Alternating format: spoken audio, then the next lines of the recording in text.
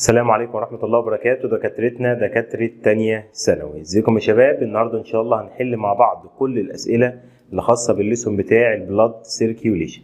احنا يعتبر يا شباب بنفنش منهج، احنا كده خلصنا خلاص الترانسبورت الليفنج اورجانيزم، وفي المحاضرات الجاية ان شاء الله هنخش على ريسبريشن ان ليفنج اورجانيزم.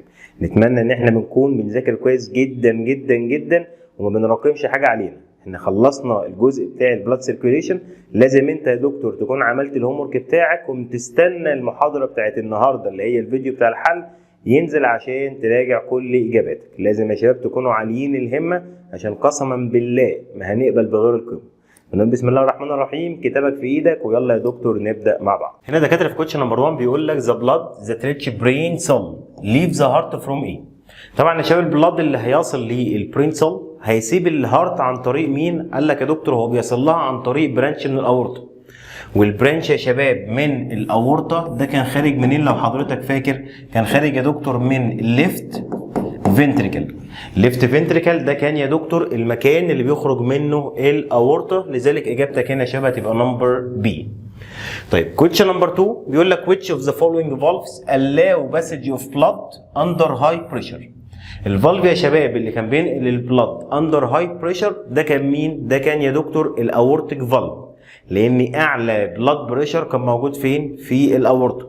وبناء على كده الفالف اللي معرض او بينقل البلاد تحت ضغط دم عالي هتقول لي مين؟ الاورتيك فالف. طيب كويشن نمبر 3 بيقول لك which of the following blood vessel in the opposite figure بس مين oxygenated blood under low pressure. طالما دكاتره بتكلم على لو بريشر اكيد يا دكتور هتقول لي ده فين، وطالما اوكسجينيتد بلاد يبقى اكيد يا دكتور ده بالمونري فين، لان البالمونري فين الوحيد اللي كان كاري اوكسجينيتد بلاد. وبناء على كده هتقول لي مين؟ هتقول لي يا دكتور انت عندك هنا البالمونري فين ده طبعا البلاد فيزل اللي كان راجع من اللنج وهيصب فين؟ هيصب في الليفت اتريوم. فهنا يا شباب هتقول لي ادي اللنج اهي وده البلاد فيزل اللي خارج من اللنج، يعني الاجابه هتقول لي نمبر سي اللي هو البلاد فيزل نمبر 2.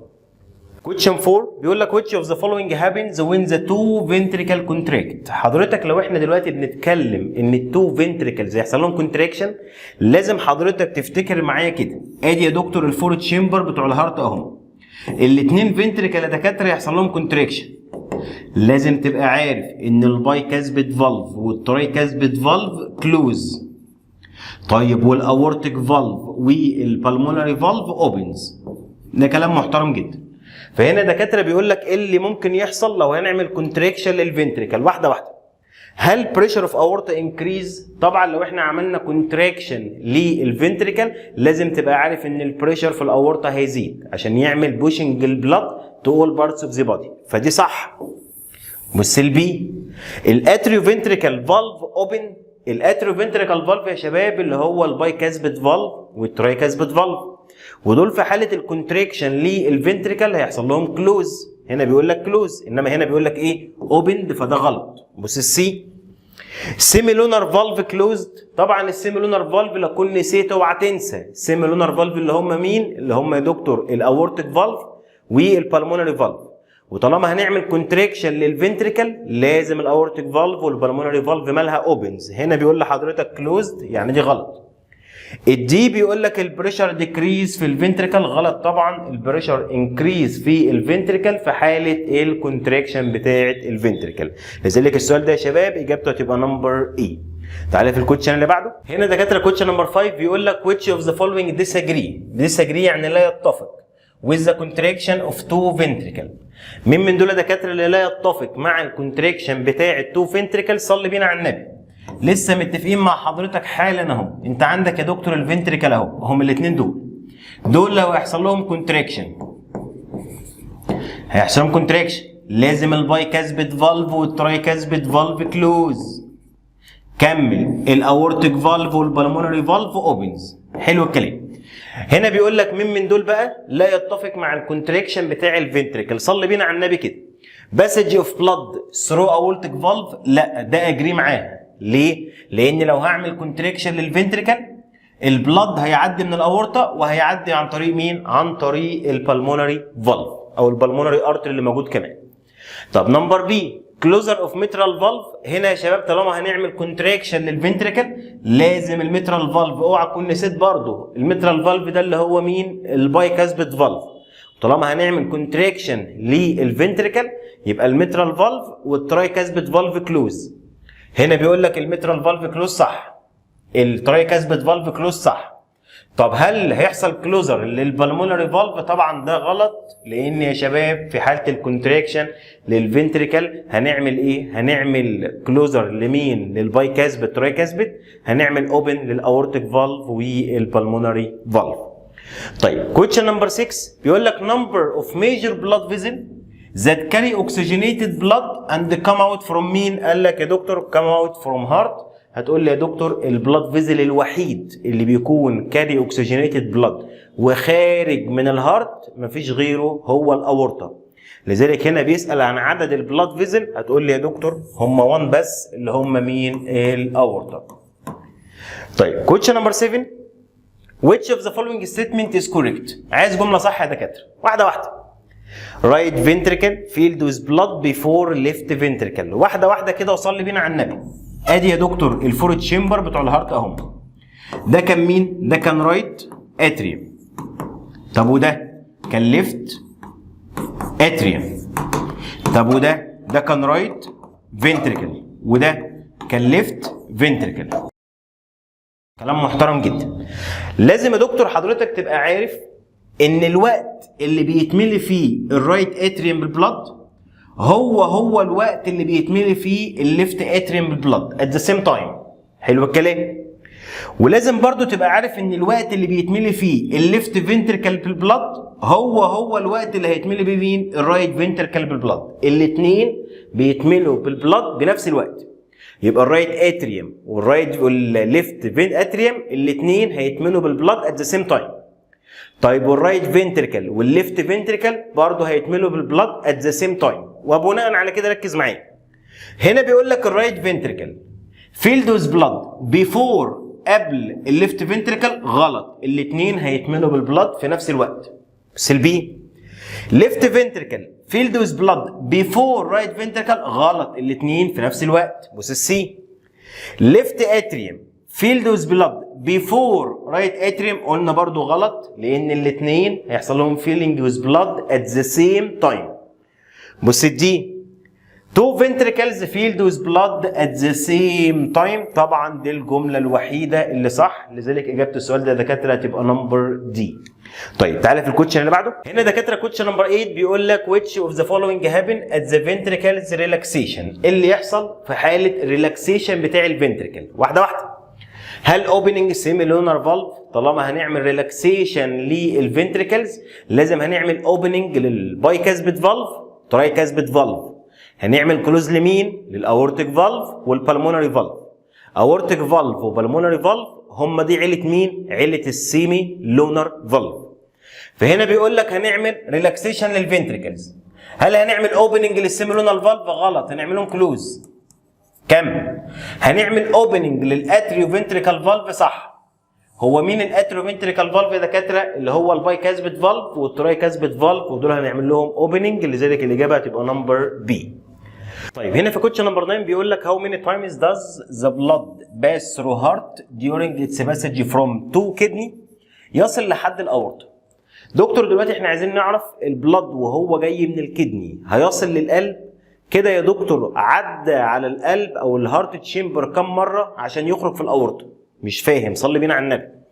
قال لك يا دكتور بفرض معايا ادي يا دكتور الكدني وادي اللنج، ركز معايا. دلوقتي يا شباب الكدني هنرسم كده رسمه الهارت بالفور تشامبر اهو، ركز معايا. البلاد هيجي من الكدني هيصب في الفينا كافا، كلام محترم جدا. الفينا كافا فتحت فين؟ فتحت يا دكتور في الرايت اتريوم، زين رايت فنتريكل، زين هيخرج يا دكتور في البلمونري ارتري. يبقى دي اول مره البلاد لف جوه القلب. هيخرج يا دكتور من البلمونري ارتري، هيدخل على التو لانج يعمل جاز اكستشينج، هيرجع يا دكتور في البلمونري فين يصب فين؟ في الليفت اتريوم، زين ليفت فنتريكل، هيخرج عن طريق مين؟ الاورطه. يبقى كده عشان يجي من الكدني ويروح للهارت ويخرج للاورطه كده البلاد هيلف في القلب كم مره؟ مرتين. المره الاولى لما جبنا الفينا كافا هيصب يا دكتور فين؟ هيصب في الرايت اتريوم، زين رايت فنتريكل، زين بالمونري ارتري، ادي مره.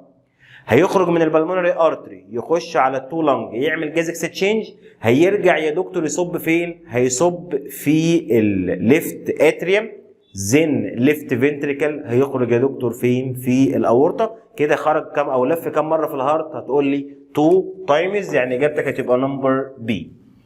كويشن نمبر 10 بيقول لك on arrival blood to the heart، لما يصل البلاد للهارت يصل عن طريق مين؟ الفينا كافا. Through which of the following blood vessel will the blood pass after that؟ لسه قايل لحضرتك لما الدم يا شباب يصل للقلب عن طريق الفينا كافا هيفتح فين؟ قال لك يا دكتور هيصب في الرايت اتريوم، زين رايت فنتريكل، زين بالمونري ارتري. يبقى مين البلاد فيزل اللي هياخد البلاد بعد كده بعد ما جبنا الفينا كافا؟ هتقول لي يا دكتور هيكون البلمونري ارتري، يعني اجابتك يا دكتور هتبقى نمبر اي. هنا في كوتش نمبر 11 بيقول لك هايست فاليو اوف بلاد بريشر، طبعا تلاقيها فين؟ اعلى قيمه لضغط الدم وانت مغمض، هتقول لي يا دكتور موجوده فين؟ في الاورطه، يعني اجابتك هتبقى نمبر بي. طيب تعالى في الكوتشن اللي بعده. هنا دكاتره في كوتشن نمبر 12 بيقول لك which of the following occur when the blood pass from right ventricle لمين؟ للتو لانج. هو دلوقتي يا جماعه لما الدم هيعدي من الرايت فنتريكل يروح للتو لانج، ايه اللي ممكن يحصل؟ صلي بينا على النبي كده. حضرتك ادي الهارت قدام حضرتك اهو بالفور تشامبر بتوعه. دلوقتي بقول لحضرتك ان البلد هيخرج من الرايت فنتريكل يروح على مين؟ على التو لانج. المفروض ان انت تكون فهمت ان عشان البلد يخرج من الرايت فنتريكل يروح للتو لانج لازم نعمل كونتراكشن للفنتريكل. شفت اللعبه؟ يعني بدل ما اقول لك ان انا هعمل كونتراكشن للفنتريكل واجيبها لك بشكل صريح، قلت لك ايه؟ عشان البلد يخرج من الرايت فنتريكل يصل لللنج، فانت تفهم ان احنا لازم هنعمل كونتراكشن للفنتريكل. فايه اللي ممكن يحصل في حاله الكونتراكشن للفنتريكل؟ احنا طبعا عرفنا من الحته دي وعرفناها. هتقول لي يا دكتور اول حاجه هنعمل كلوز لمين؟ للباي كاسبت فالف والتراي كاسبت فالف. الحاجه الثانيه يا دكتور هنعمل اوبننج لمين؟ للبلمونري فالف والاورتيك فالف. تعالى بقى اديني اجابه. هتقول لي هنا هنعمل كلوزر للميترال فالف، صح. اوبننج تراي كاسبت فالف غلط، لازم الاثنين يقفلوا. بص البي. اوبننج ميترال فالف غلط، لازم يقفل. بص السي.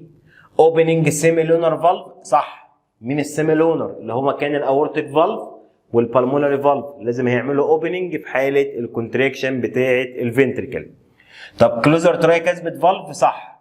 تراي كاسبت فالف طالما عمل كلوز اكيد هيكون الميترال فالف برضو عمل كلوز، لذلك الاجابه الصح هتبقى نمبر سي. طيب كويشن نمبر 13 بيقول لك in the opposite diagram which of the following blood vessel contain highest percentage من مين يا حاج؟ من الاكسجين جاز. صلي بينا على النبي. طبعا اعلى قيمه من الاكسجين جاز اكيد يا دكتور اللي خارج من اللنج، يعني اجابتك هتقول لي 1. ده طبعا مليان اكسجين، ده طبعا البلاد فيزل اللي كان خارج من اللنج وهو كان البلمونري فين. هيجي بعد كده البلاد هيروح لمين؟ للليفت سايد اوف هارت. هيصب يا دكتور البلمونري فين في الليفت اتريوم، وبعدين يا دكتور هيخرج طبعا للليفت فنتريكل ويخرج من الهارت عن طريق الاورطه. والاورطه بتاخد الدم يا شباب بتنقله لكل اجزاء جسمك، يعني نمبر 2 برضو مليانه اكسجين. ليه؟ لان نمبر 2 ده اللي هيروح لكل البادي اورجن. هيجي بعد كده الدم هيخرج من البادي اورجن في جسمك مليان كربون دايوكسيد، هيروح للهارت، وبعدين الهارت يخرجه عن طريق البلمونري ارتري يصب في اللنج، يعني برضو الفور مليانه كربون دايوكسيد. فهنا بيقول لحضرتك مين اللي هيكون مليان اكسجين؟ اجابتك هتقول لي 1 ومن تاني اند 2، يعني اجابتك هتبقى نمبر سي. طيب تعالى في الكوتشن اللي بعده. هنا دكاتره في الكوتشن نمبر 14 بيقول لك the opposite graph show the changes that occur in each of left atrium والleft ventricle during ايه يا حاج؟ during heart beat. كلام محترم جدا. بيقول لك which of the following represent state of valve عند مين؟ عند التايم اكس. صلي بينا على النبي وتعالى كده. دكتور هو التايم اكس طبعا بيقول لك الستريت لاين ده الفنتريكل والمنقط ده الاتريوم. عند التايم اكس مين اعلى بريشر؟ اعلى بريشر يا دكتور كان الفنتريكل. طالما يا دكتور هنا اعلى بريشر موجود في الفنتريكل هتقول لي يا دكتور اكيد ان في الحاله دي ان عمل كونتراكشن للفنتريكل. يبقى الرسمه اللي قدامك دي يا شباب تدل على الكونتراكشن لمين؟ للفنتريكل. طالما عملنا كونتراكشن للفنتريكل صلي بينا على النبي. هتقول لي يا دكتور هنعمل اوبننج لمين؟ للاورتيك اند بالمونري فالف. هنعمل كلوز لمين؟ للبايكاسبيد اند ترايكاسبيد فالف. حلو الكلام. فهنا بيقول لك ايه اللي هيحصل في الحاله اكس او في التايم اكس؟ هنعمل كلوز للمترال فالف والاوتريك فالف. ده غلط. ليه؟ لان احنا نعمل كلوز للمترال فالف اللي هو البايكاسبيد بس هنعمل اوبننج للاورتيك، فالايه غلط. بص البي، هنعمل كلوزر للمترال فالف اند اوبننج او اورتيك فالف. طبعا دي الجمله الصح. ليه يا دكتور؟ لان في الحاله دي احنا هنعمل كونتراكشن للفنتريكل، يعني هنعمل كلوز لمين؟ للبايكاسبيد فالف، وهنعمل اوبننج للاورتيك فالف، ومعاه كمان مين؟ ومعاه كمان البلمونري فالف. طيب تعالى في الكوتشن اللي بعده. هنا دكاتره في الكوتشن نمبر 15 بيقول لك from the opposite figure which of the following represent the function of structure X. طبعا لو حضرتك مركز كده على الرسمه اللي قدامك وكويس جدا احنا جبنا لك السؤال ده، هتعرف ليه كمان شويه. دكتور مين الاكس؟ هتقول لي الاكس ده البلمونري ارتري. طيب هو اللي قدام حضرتك ده اللي خارج منه الفروع دي كلها دي هتكون مين؟ دي هتكون الاورطه. طب استاذنك، مين الجزء ده يا شباب؟ الجزء ده الرايت مين؟ فنتريكل اللي خارج منه البلمونري ارتري. طب مين الجزء ده يا شباب؟ ده الليفت فنتريكل. طب الجزء اللي فوق ده مين؟ ده السبيريور فينا كافا. كويس جدا جدا ان احنا جبنا الرسمه دي. بص سؤالك بقى بيقول لك ايه هي الفانكشن اوف اكس؟ هي مين الاكس؟ بالمونري ارتري. كان ايه وظيفتها؟ تعمل ترانسفير بلاد فروم هارت لمين؟ للتو لانجز عشان نقدر نعمل جاز اكستشينج. ففي الحاله دي يا شباب هتقول لي هنا ترانسبورتنج دي اوكسجينيتد بلاد فروم ذا هارت توديه لمين؟ للتو لانجز عشان تعمل جاز اكستشينج. question number 2 بيقول لك which of the following vessels connected بالهارت but not observed in this figure. مين اللي بيتصل بالهارت بس مش موجود في الرسمه؟ تعالى. هل في اورطه؟ موجوده في الرسمه. بص البي. pulmonary artery موجود في الرسمه اهو قدامك. بص السي. سبيروري فينا كافا موجود السبيروري فينا كافا اهو. انما مين مش موجود في الرسمه؟ اللي مش موجود الانفيريور فينا كافا.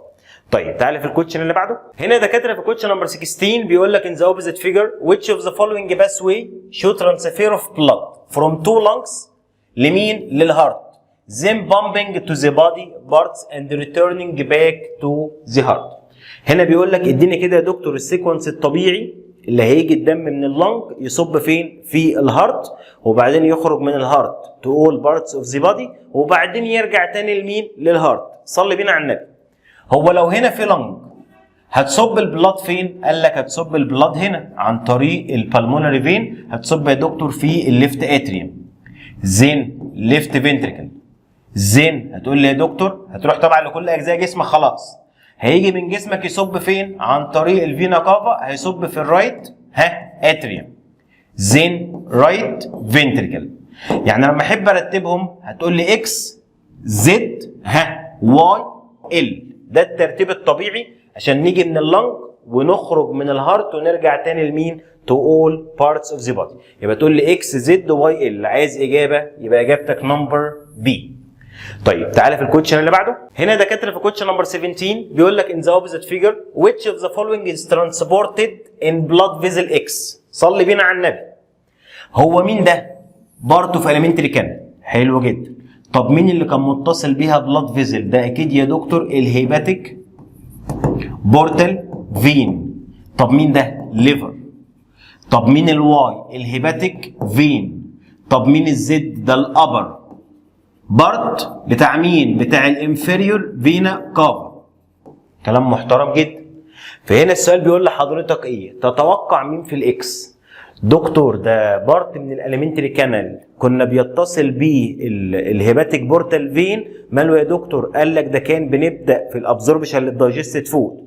قلنا البلاد كابيلاري انفلاي زين هيباتيك بورتال فين. هنعمل ابزوربشن لمين؟ للدايجستد فود. فتوقع مين موجود في الاكس؟ دايجستد فود. اجابتك هتقول لي جلوكوز.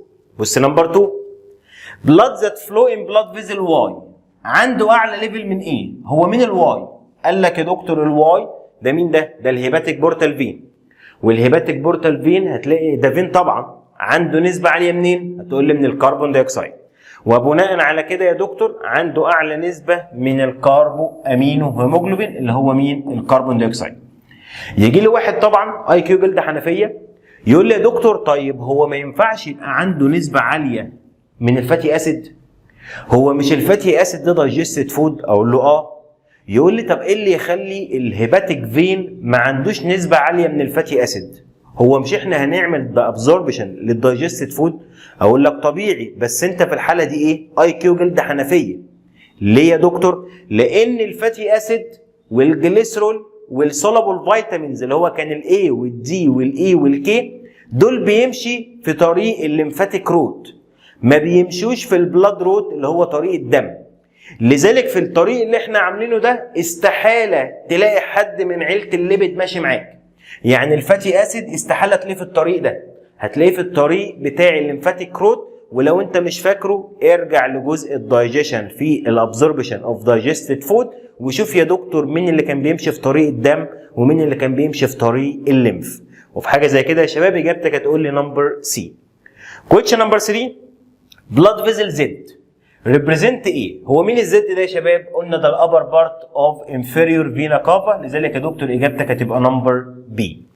طيب تعالى في الكوتش اللي بعده. هنا دكاتره في الكوتش نمبر 18 بيقول لك which of the following diagram illustrate blood circulation in human body.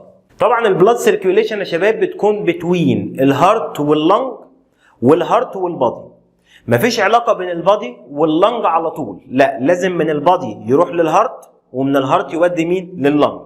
يعني في حاجه زي كده بص يا دكتور، هنا بيقول لحضرتك الهارت هيبعت لللنج والبادي هتبعت للهارت والبادي او اللنج هتبعت لمين؟ لجسمك. دي يا دكتور غلط، لازم بيكون العلاقه بين بص كده من الهارت لللنج ومن اللنج للهارت ومن البادي للهارت ومن الهارت للبادي. فحاجه زي كده يا شباب اجابتك هتبقى نمبر سي. لازم تبقى عارف ان البلاد سيركيوليشن بتكون بتوين الهارت واللنج لوحدها وبالبادي ومين؟ والهارت لوحدهم، لذلك اجابتك هتبقى نمبر سي. تعالى في الكوتشن اللي بعده. هنا يا شباب كوتشن نمبر 19 بيقول لك in the opposite figure through which of the following pathway the blood must pass transferred from blood vessel number 6 لحد ما يوصل لنمبر 5. يعني امسك الدم من بلاد فيزل نمبر 6 ووصله لحد 5. صلي بينا على النبي. دلوقتي يا دكتور هو البلاد هيمشي كده هيصب فين؟ قلنا هيصب في الرايت اتريوم. زين هيجي هنا فين يا دكتور؟ في الرايت فنتريكل. وبعدين هيخرج فين؟ لما نعمل كونتراكشن للفنتريكل هيخرج عن طريق البالمونري ارتري يروح لمين؟ لللنج. هنعمل جاز اكستشينج هيخرج يا دكتور في البالمونري فين.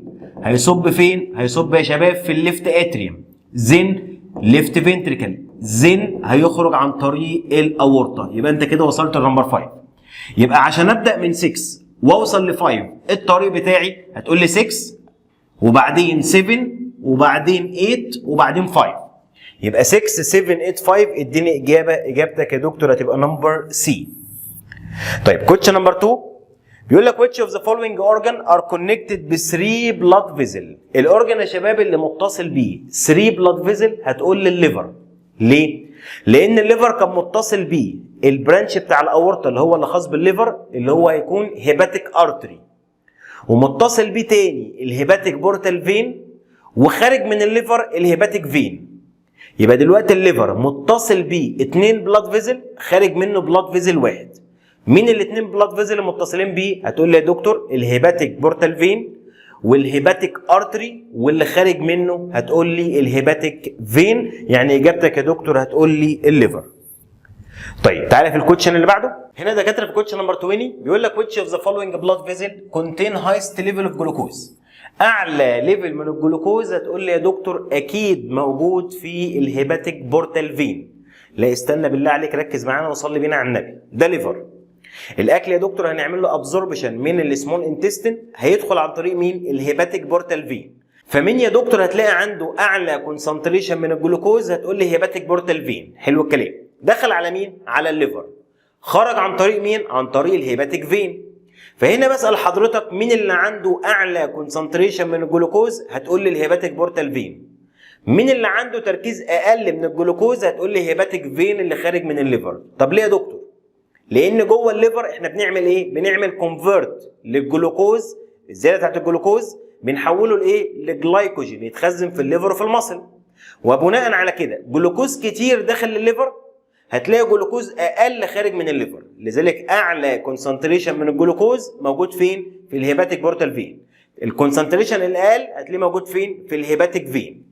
فهنا بيقول لحضرتك هو عايز ايه؟ اعلى ليفل من الجلوكوز، اجابتك هتقول لي هيباتيك بورتال فين. سؤال مهم جدا يا شباب السؤال ده. طيب كوتش نمبر 21 بيقول لك which of the following organ عنده great importance for circulatory and lymphatic system together. طبعا يا شباب الاورجن اللي ليه اهميه كبيره جدا في السيركيلاتوري سيستم والليمفاتيك سيستم وانت مغمض البون مارو. طب ليه يا دكتور؟ لان البون مارو بينتج الار بي سيز اللي هي كرات الدم الحمراء اللي بيكون جواها هيموجلوبين، ودي مسؤوله عن البلاد سيركيوليشن. وبرده بينتج يا شباب الوايت بلاد سيل اللي بتلعب دور مهم جدا جدا جدا في عمليه الاميونيتي اللي هي المناعه. وطالما بنتكلم عن الليمفاتيك سيستم ده طبعا اميوني سيستم، ده جهاز مناعي، لذلك اجابتك هنا هتقول لي البون مارو. وبرده السؤال ده مهم جدا. Question number 22 which of the following considered first receiver for nicotine لمين؟ للسموكر اللي هم المدخنين.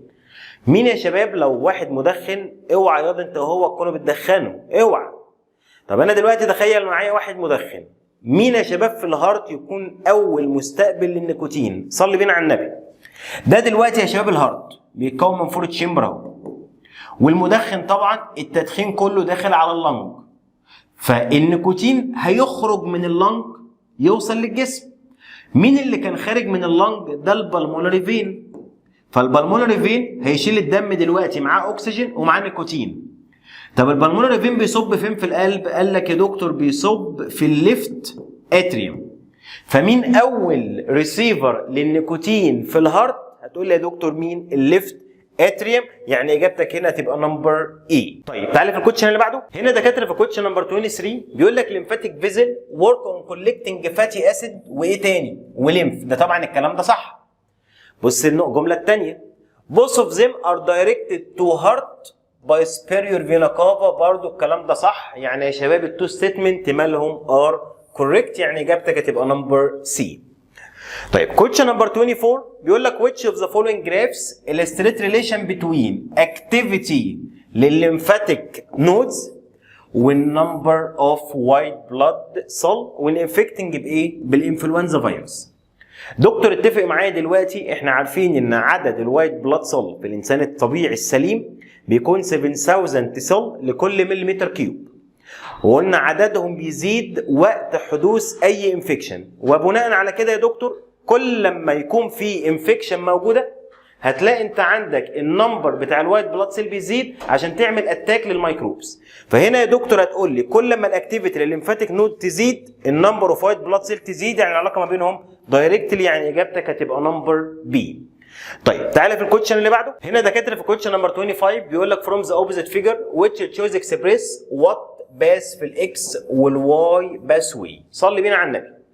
هو مين الاكس يا شباب؟ ده طبعا الابيثيليال سيل اوف ايه؟ اوف فيلاي. مين اللي كان داخل يا شباب؟ هتقول لي يا دكتور اكيد اللي داخل لاي سيل في جسمك هو طبعا الاكسجين والفود، واللي بيخرج من السيل بيكون ايه؟ الكربون دايوكسيد والويست.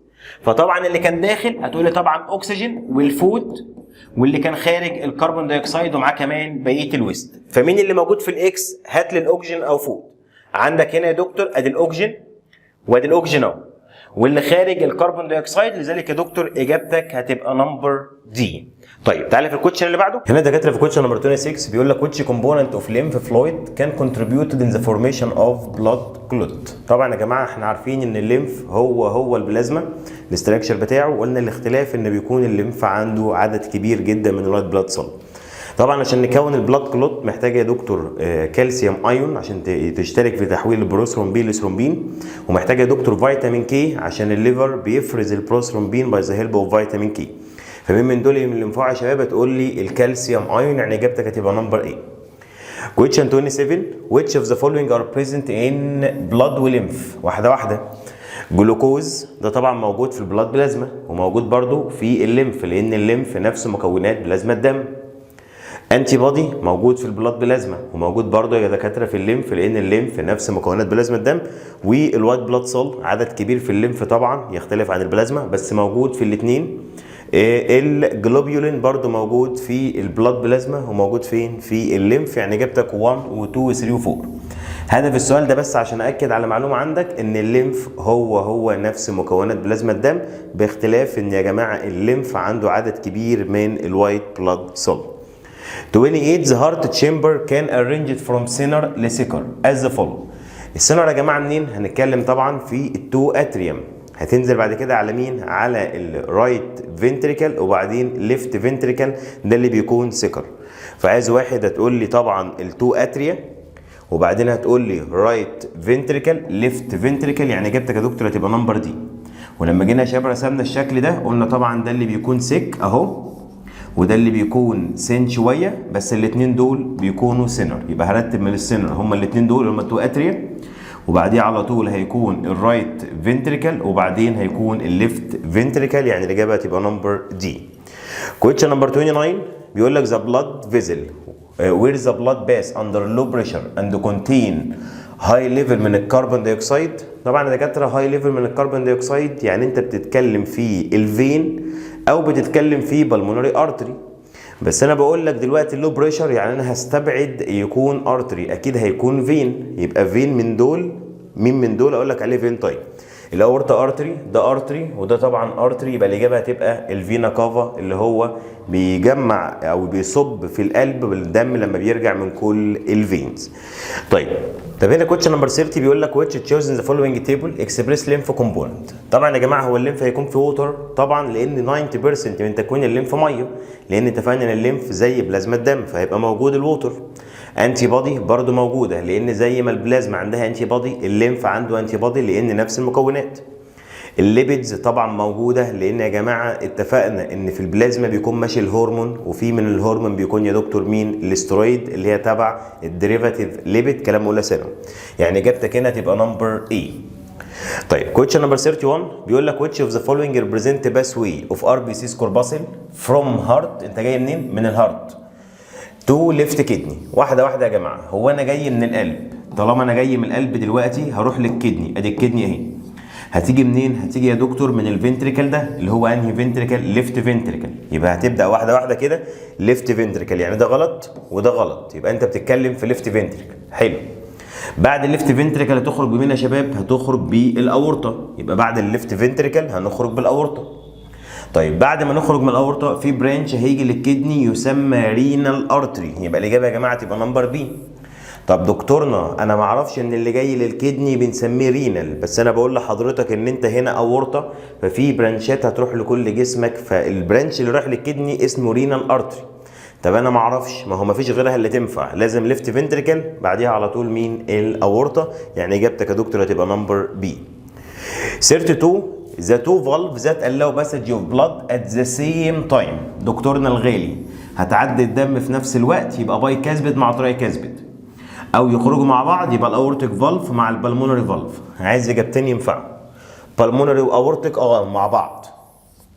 تراي كاسبت بالمونري لا مش مع بعض، احنا قلنا يا جماعه باي كاسبت تراي كاسبت يقفلوا يفتحوا مع بعض، والاورتيك والبلمونري مالهم برضو يقفلوا يفتحوا مع بعض، ودول مش هينفعوا ودول مش هينفعوا، يعني اجابتك هتبقى نمبر اي. 33 which of the following valve determine pathway للاكسجينيتد بلاد through مين يا دكتور؟ through the heart. مين يا جماعه اللي بيتحكم او بيعمل الباثوي للاكسجينيتد بلاد جوه القلب؟ صلي بينا على النبي، والسؤال ده مهم جدا. دكتور هو دلوقتي الدم لما صب هنا عن طريق الفينا كافا صب جوه القلب، كان دم مليان ايه؟ كربون دايوكسيد. هل ينفع تقول ان التراي كاسبت فالف بيعمل ديترمن الباثوي بتاع الدم اللي معاه اكسجين؟ لا، لان الجنب ده فيه مين؟ كربون دايوكسيد. حلو.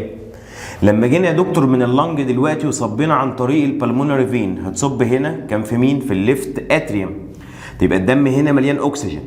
هيجي بعد كده الاتريوم يعمل كونتراكشن، هيزق الدم هنا فين؟ في الليفت فنتريكل. يبقى مين اول فالف هيزب او هيعمل ديترمن للباثوي للاكسجينيتد بلاد؟ يبقى انت عندك الباي كاسبت فالف. هنيجي بعد كده يا شباب هنعمل كونتراكشن للفنتريكل، فالدم يخرج فين؟ هيخرج في الاورطه. يبقى برضو تاني فالف بيعمل ديترمن للاكسجينيتد بلاد هيكون يا دكتور الاورتيك فالف، والسؤال ده مهم جدا. يبقى بنتكلم هنا في البايكاسبيد فالف والاورتيك فالف، يعني اجابتك هتبقى نمبر سي. طيب كويشن 34 بيقول لك هنا the following figure illustrate for different stage during a heartbeat. حلو الكلام. بيقول لك which of the following represent correct arrangement للستيج that occurred after ايه؟ after y. يعني يا دكتور رتب لي بعد اذنك الثلاث مراحل دول بعد الواي، صلي بينا على النبي. هو دلوقتي يا دكتور الدم جاي منين؟ هيجي هنا في الاتريوم. طب الاتريوم يا دكتور هيعمل كونتريكشن، يبقى الدم ينزل فين؟ في الفنتريكل اهو، يبقى دي المرحله الثانيه. طيب بعد الفنتريكل ما يعمل كونتريكشن الدم يا دكتور هيخرج في الاورتيك فالف او هيخرج في الاورطه، ويخرج كمان فين؟ في البلمونري ارتري، يعني بعديها اكس. هيروح لكل جسمك وبعدين هيرجع يا دكتور يصب تاني فين؟ في الفينا كافا، يعني ال يعني زد. يبقى تقول لي كده اول حاجه ال وبعدين اكس وبعدين زد، يبقى ال اكس زد. عايز اجابه؟ اجابتك يا دكتور هتبقى نمبر بي. وبرضه يا شباب فكره السؤال ده سؤال تابلت، فكرته برضه بيجيبوها على التابلت كتير، بيجيب لك مرحله ويقول لك رتب لي بقى المراحل اللي بعدها. فانت المفروض تبقى عارف ان اول حاجه الدم دخل يا دكتور في الاتريوم، هنعمل كونتراكشن نزل في الفنتريكل، هنعمل كونتراكشن هيخرج في الاورطه والبلمونري ارتري، وبعد ما يتوزع لجسمك هيرجع يصب تاني للقلب يا دكتور عن طريق مين؟ عن طريق الفينا كافا. 35 بيقول لك which of the following express the best way of RBCs corpuscle from foot لحد ما توصل للارم. حلو جدا الكلام ده. انت جاي من الفوت يا دكتور صح؟ يعني جاي من الفوت اهو. الدم هيجي يا دكتور يصب فين؟ يصب في الهارت عن طريق الفينا كافا. طيب بعد الهارت يا دكتور هيروح لمين؟ قال لك هيروح يا دكتور لللنج يعمل جاز اكستشينج. بعد يا دكتور اللنج هيرجع تاني على مين؟ هيرجع تاني على الهارت. بعد يا دكتور ما يرجع على الهارت هيخرج طبعا في الليفت اتريوم وبعدين الليفت فنتريكل، يخرج يا دكتور عن طريق مين؟ الاورطه. بعد الاورطه هو عايز يوصلها لمين؟ يوصلها للارم، يبقى بعد الاورطه يا دكتور وصل لمين؟ للارم. فواحده واحده كده هنبدا بالفوت وبعدين الهارت وبعدين اللنج وبعدين بعد اللنج في مين؟ يبقى الفوت هارت لنج هارت ارم، يعني اجابتك يا دكتور هتبقى نمبر دي. الفوت هنودي الهارت وبعدين لللنج وبعدين نرجع تاني للهارت، هنخرج في الاورطه نوصلها لمين؟ للارم، يعني اجابتك هتبقى نمبر دي. فكره برضو الاسئله دي مهمه جدا. طيب كويشن هنا يا جماعه 36 which of the following figure illustrates section in heart عند 2 point x و y. صلي بينا على النبي، السؤال ده مهم جدا جدا. دكتور لما اجي ابص لك كده على تركيب القلب بعد اذنك، لو انا عملت لك كده ده كده الناحيه دي يا دكتور هيكون انهي فنتريكل؟ هيكون الليفت فنتريكل. طب ده يا دكتور هيكون مين؟ هيكون الرايت فنتريكل. طب استاذنك مين فيهم سك؟ احنا عارفين ان الليفت فنتريكل سيكر ذان الرايت فنتريكل، فتعالى لما اجي اقطع كده يا دكتور هتلاقي السكنس هنا عالي اعلى من مين او اكبر من الناحيه الثانيه. عايز اجابه؟ اجابتك يا دكتور هتبقى نمبر ايه. يعني ناحيه الاكس بص كده يا دكتور السكنس قد ايه، وناحيه الواي بص كده السكنس قد ايه. يبقى دلوقتي لما اعمل سيكشن هتلاقي السكنس ناحيه الاكس اعلى من مين؟ من الواي، لان احنا عارفين ان الليفت فنتريكل سيكر ذان الرايت فنتريكل. طيب 37 بيقول لك the following figure illustrates stage of blood flow inside مين؟ human heart. حلو الكلام. بيقول لك هنا if blood circulation start with the return of deoxygenated blood from all parts of the body which of the following represent the correct pathway for that. انت يا دكتور اول حاجه الدم الدي اوكسجينيتد هيجي من جسمك للقلب، فتعالى بعد اذنك كده كل يا دكتور الدي اوكسجينيتد بلاد هيجي للقلب اهو، يبقى دي اول مرحله. طب الاتريوم هيعمل كونتراكشن يا شباب، هيزق الدم فين؟ في الفنتريكل، يعني دي يا دكتور المرحله الثانيه. الدم نزل هنا اهو، هنعمل كونتراكشن الدم خرج فين؟ في البلمونري ارتري للتو لانج. بعد يا دكتور ما يخرج من التو لانج هيخرج عن طريق البلمونري فين وهيصب فين؟ هيصب في الليفت اتريوم اهو، يبقى دي المرحله الثالثه. بعد الليفت اتريوم هينزل في الليفت فنتريكل عشان يخرج فين؟ في الاورطه، يبقى دي المرحله الرابعه. يعني لما نيجي نرتب هتقول لي ال زد واي اكس. عايز اجابه؟ اجابتك يا دكتور هتبقى نمبر سي. طيب تعال في الكوتشن اللي بعده. هنا يا دكتور في كوتشن نمبر 2 بيقول لك strongest stage of heart to pump blood. طبعا يا جماعه هنا بيقول لك strongest stage للهارت يا جماعه ان هو يعمل بامبنج بلاد. طبعا ده حاله الكونتراكشن ان الدم خارج من الاورطه لكل اجزاء جسمك. فين يا دكتور اعلى بلاد بريشر؟ هتلاقيه في انهي مرحله؟ هتلاقي يا دكتور في الاكس، دي اعلى بوشنج للبلاد عشان يوصل لكل مراحل او كل اجزاء في الجسم. فالاجابه يا دكتور هتبقى نمبر اي. طيب هنا بيقول لك the following table show some changes that have happened in blood component concentration during its passage through an organ. حلو، ركز في السؤال ده. From which of the following organ does this blood comes out؟ تتوقع يا جماعه كده الدم خارج من انهي اورجن؟ تعالى. والله يا دكتور الدم دخل كربون دايوكسيد وهو خارج كميه الكربون دايوكسيد زادت. طبعا ما اقدرش احدد نوع الاورجن عليها، ليه؟ ما اي اورجن في جسمك الدم داخله مليان اكسجين، خارج منه مليان كربون دايوكسيد عشان حصل جواه جاز اكسشينج. حلو. طب كميه الجلوكوز وهي خارجه من الاورجن زادت، اللهم لك الحمد. يعني انا دلوقتي عملت ابزوربشن للدايجستد فود، يعني انا دلوقتي بتكلم ان انا فين؟ في السمول انتست. طيب لقيت الامينو اسيد يا دكتور وهو خارج الدم كان مليان امينو اسيد، يبقى برضه سمول انتستين، ده انا رايح من المكان اللي فيه اكل. طب الاكسجين وانا خارج الاكسجين ايه؟ قل. طبيعي يا جماعه اي اورجان واحنا خارجين منه عملنا جواه جاز اكسشينج، فكميه الاكسجين وانا خارج بتكون قليله وكميه الكربون دايوكسيد عاليه جدا. يبقى انت بتتكلم كده انت فين؟ في السمول انتستين، لان احنا عملنا ايه؟ عملنا يا شباب ابزوربشن للدايجستد فود. طيب تعالى هنا شايف في كوتش نمبر 39 ريلاكسيشن اوف رايت فنتريكل مصاحب لمين؟ دكتورنا الغالي، هو انت لو عملت ريلاكسيشن للفنتريكل باي كاسبت تراي كاسبت فتحه اورتيك بالمونري قفله، تعالى هتقول لي هتعمل ريلاكسيشن للفنتريكل هتقفل الميترال فالف. احنا قلنا بص كده هنعمل ايه دلوقتي؟ ده هيبقى ريلاكسيشن. حلو كده، يبقى دول هيحصل لهم اوبن والاورتيك والبالمونري هيبقوا كلوزد. فالسؤال بيقول لك ايه بقى؟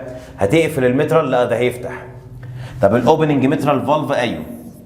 طب كلوزر للتراي كاسبت فالف؟ غلط طبعا لان التراي كاسبت هيفتح. طب اوبننج بالمونري فالف؟ غلط لان البالمونري فالف والاورتيك فالف هيقفلوا. لذلك يا دكتور السؤال ده اجابته هتبقى نمبر بي. 40 all the following blood vessels are connected with the right side of heart except. هرسم لك القلب كده بعد اذنك اهو. فين يا جماعه الرايت سايد؟ اهو ده الرايت. فين الليفت؟ ده الليفت سايد. بيقول لك كل ده مرتبط بالرايت سايد ما عدا ايه؟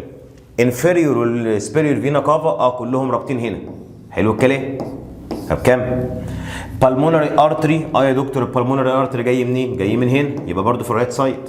بالمونري فين؟ لا طبعا مش متصل لانه بيصب يا دكتور الدم في الليفت اتريوم وهو جاي منين؟ من اللنج. بيقول لك study the following figure then determine. طبعا الاربع صور قدام حضرتك.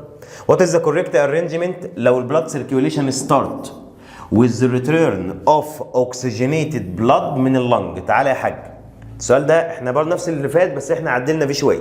هات لي الدم وهو راجع من اللنج، وهو راجع من اللنج يا دكتور هيبدا من هنا اهو لان صب هنا فين؟ في الليفت اتريوم، يبقى دي اول واحده. طب وبعدين يا دكتور قال لك بعد المرحله دي هيخرج من الاورطه، لذلك يا دكتور دي المرحله الثانيه. وبعدين هيجي من كل اجزاء جسمك هيصب فين؟ في الرايت اتريوم، يبقى دي المرحله الثالثه. وبعدين هيخرج من الرايت فنتريكل على التو لانج، يبقى دي المرحله الرابعه. الاسئله دي يا جماعه مهمه جدا. يبقى اول حاجه تقول لي 3 وبعدين 1 وبعدين 4 وبعدين 2، يبقى 3 1 4 2، يعني اجابتك يا دكتور هتبقى نمبر بي. طيب تعالى شايف الكوتش اللي بعده. هنا دكاتره الكوتش نمبر 42 بيقول لك which of the following pathway illustrate transfer of glucose molecule from small intestine لحد ما توصل للقلب. حلو الكلام. اول حاجه هنبدا بمين يا شباب؟ قلنا هنبدا بالبلاد كابيلاري انفلاي، يعني هنبدا بسمول انتستين. حلو، يبقى كل الاجابات معايا. وبعدين قلنا هنخش على الهيباتيك بورتال فين، يبقى مبدئيا كده دي غلط ودي غلط. هيباتيك بورتال فين، وبعدين يا دكتور قلنا وبعدين ليفر، وبعدين هيباتيك فين. حلو الاثنين كده معايا. وبعدين هنصب فين؟ قلنا يا جماعه هنصب في الابر بارت اوف انفيريور فينا كافا، يعني اجابتك يا دكتور هتبقى نمبر دي. طيب تعالى شايف الكوتشن اللي بعده بيقول لك هنا the organ that receive blood from two main blood vessel then blood come out from it in one blood vessel. طبعا يا جماعه واحده واحده. الليفر لما جينا اتكلمنا عنه قلنا كان داخل له حاجه اسمها ايه؟ هيباتيك بورتال فين، خارج منه حاجه اسمها ايه؟ هيباتيك فين. الليفر برضو يا جماعه متصل بيه الارتري اللي هو البرانش بتاعه اللي جاي من الاورطه اللي بيغذيه يسمى هيباتيك ارتري.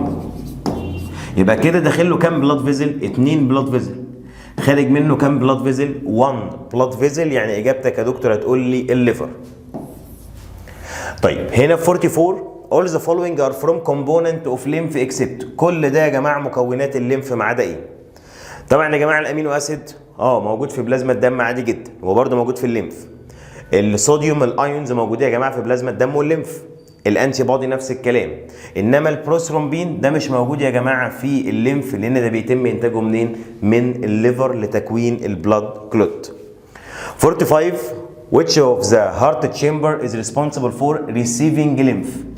طبعا يا جماعه دلوقتي الليمف لما بيتجمع بيصب فين؟ قلنا بيصب في السبيرور فينا كافا، هيصب من هنا. طب انت دلوقتي يا دكتور صبيت في السبيرور فينا كافا، انهي تشامبر من دول هي يا دكتور مسؤوله عن استقبال الليمف؟ فتقول لي التشامبر دي اللي هي مين؟ اللي هي الرايت اتريوم. يعني اجابتك هتبقى نمبر سي. بكده يا دكاتره احنا راجعنا كل اسئله اللي تشوز اللي كانت خاصه بالمهمه يا دكتور السبعه اللي كانت بتتكلم عن البلاد سيركيوليشن. دول حوالي 45 كويشن، كام فكره كده يا دكتور مهمين جدا. اسئله الاسي كلها ان شاء الله هنبعت لكم اجاباتها في صوره PDF، يعني بس عشان الوقت ضيق معانا جدا جدا فغصب عننا والله هنبعت لكم الاجابات في PDF. ده يا دكتور الاجابات اللي تشوز الاسي اللي فاتت من حضرتك معايا. ربنا معاكم ان شاء الله يا شباب، ولازم يا دكتور تكون عالي الهمه لاننا لا نقبل بغير القمه. اشوفكم على خير ان شاء الله يا دكاتره.